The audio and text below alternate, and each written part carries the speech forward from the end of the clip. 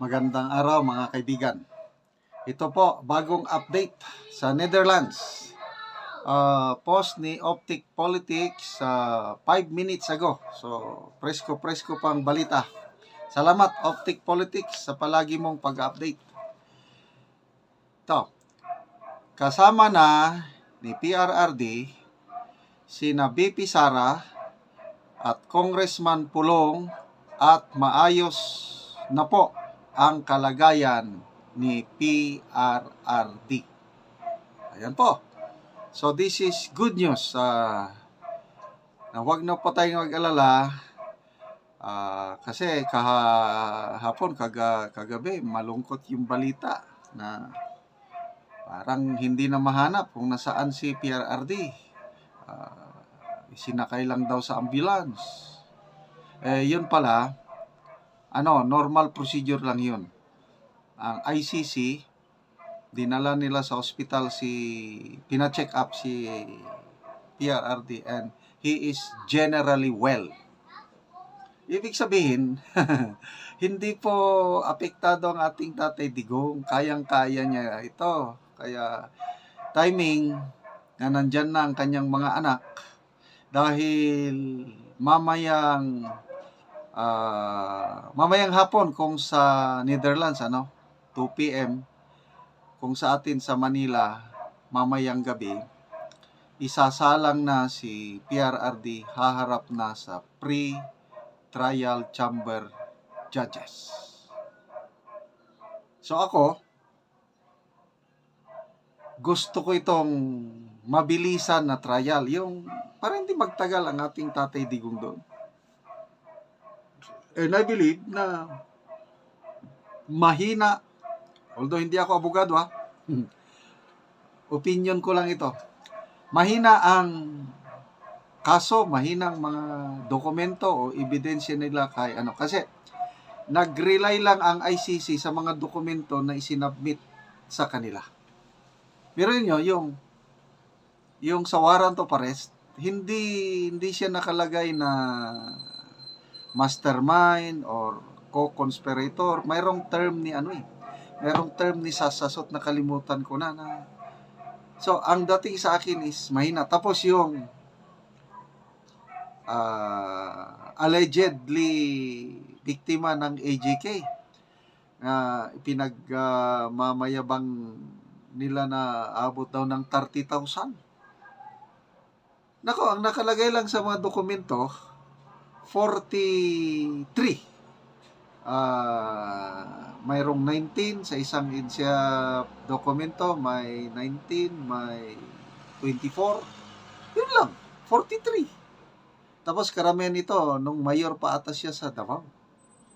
Nako, kayang-kayang lusutan yan ni PRRD. Kaya the earlier the trial will start, the better for PRRD.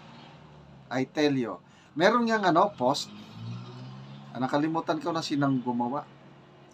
Parang patibong daw ito ni PRRD. Kasi pwede naman, kung ayaw niya, pwede hindi siya sumakay sa eroplano. Kaya before siya inaresto ni General Torre, mayroong video na kumakalat ngayon na sabi ni Torre na hihilain ko yan. I hope napanood nyo yun. Talagang hihilain ko. Hihilain. Kasi nga, plano nila talagang isakay si PRRD sa aeroplano, dalhin sa the Netherlands. Maro ang ating Tatay Digong. Maro. Kusa siyang sumakay. Kasi alam niya kung sa chess player pa, napaka grandmaster na, super grandmaster ang ating Tatay Digong. Alam niya kung anong mangyari. Kaya, tignan nyo. He's generally well. Yan lang, dahil may edad na. Kaya lang, grabe. Kung ibang tao pa ito, wala na, mag-breakdown na sa stress. So, salamat sa suporta ng kanyang mga anak. Salamat sa suporta ng taong bayan. Ipagdasal natin yung Supreme Court natin dito kasi mabilis yung aksyon nila sa tatlong petisyon o writ of habeas corpus. I-file ni Congressman Pulong, Mayor Baste at ni Veronica Kitty Duterte. Aksyon na kaagad ang mabilis ang aksyon ng Supreme Court na may utos ng Supreme Court sa mga respondents na magbigay ng sagot in 24 hours. That was yesterday afternoon yung dokumento ng Supreme Court from the office of the spokesperson. So hanggang, kung ngayon na natanggap na, so hanggang bukas, matatanggap na ang response ng respondents. Ang mga respondents po is Executive Secretary Lucas Bersamin, DILG, DOJ Secretary ata, at DILG din, General Marbel, General Torre, sila yung mga respondents. And I believe, Office of the Solicitor General na naman itong magbigay ng comment. 24 hours. Grabe, makita mo yung urgency ng Supreme Court.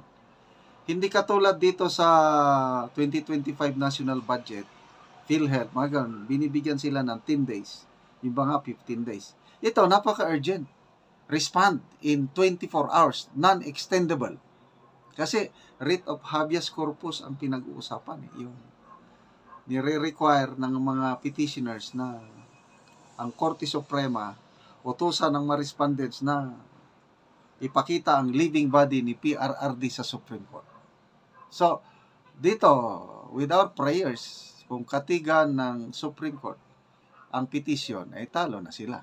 So, I don't know anong mangyayari pag katigan ng Supreme Court ang writ of habeas corpus. Paano nila ibabalik si PRRD? Nandun naman siya doon. Anyway, whatever happens, malaki po ang panalo. At, yun na nga, ang nakikita kong nangyayari, because of this, yung chances ng mga PDP laban senatorial bets, I tell you, lalong mamamayagpag sila sa mga susunod na surveys.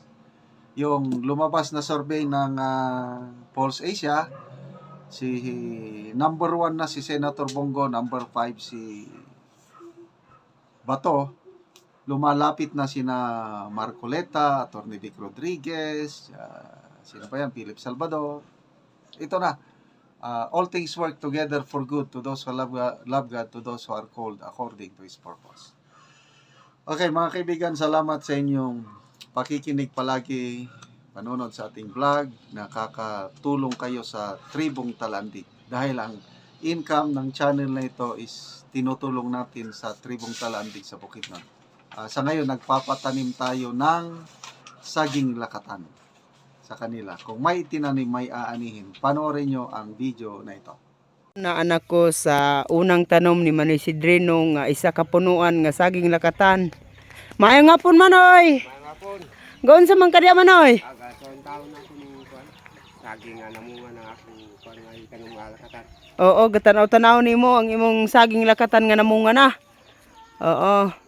Pila man na siya ka punuan Manoy? Nga una nimo tanom? Oh, isa ra gid ni kapunuan. Isa ra gid ni ka punuan. Wanay abon-abono ani. Wala na abuno ani. Dugay lang gid nangunod kay wala may abono. Dugay siya nangunod kay wala may abuno. Oh, magduha na gid ka tuig. Mag Dayon nangunod. magduha na siya ka tuig ay nangunod. Maayo gid ang yuta dinhi sa ato ah. Ayaw gid nga. Kay maayo man gid ang saging. bunga sa saging nimo Manoy oh. Awa. Oo, maayo gid ang iyang bunga. Bagko na. Oo, so naa kay tanom pa karon Manoy nga saging lakatan. Naapay akong bagong tanong dumalaga na nga saging. Dumalaga na. Oh, mo gi Abunuhan. sa pag-abuno.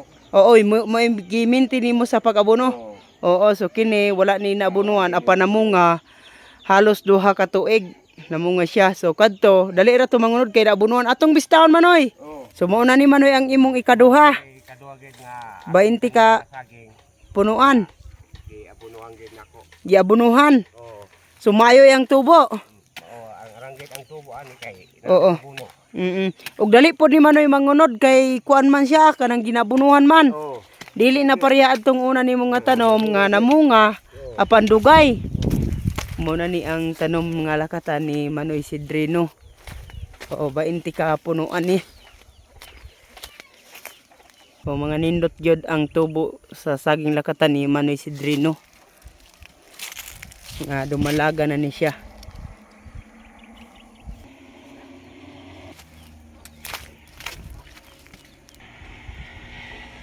Unsa man na Manoy nga abono imong giabono Manoy? Putas, amunyon o Dupos. Oo, so gimix. gimix. Oo. Isa ka bangag ani, Isa ka kumkom, isa gid ka kumkum. ng isa ka bangag. Anak gid. Oo. Kay aron dali mangunod. Dali aron dali sa mangunod. Hmm. Oh, nindot gyud ang tubo Manoy sa imong saging lakatan nga nauna nga kuan kanang giabonuhan nimo kini. Manoy unsa imong ikasulti Manoy sa padayon sa pagpananom og sa pagsuporta sa abono ug uban pa nga magamit nato saging. Salamat sa nagsuporta sa abono kanang nabira kanang tan-aw sa amo video o Oo. nabira sa atong labaw mga gahom sa Ginoo. Oo, salamat pod Manoy.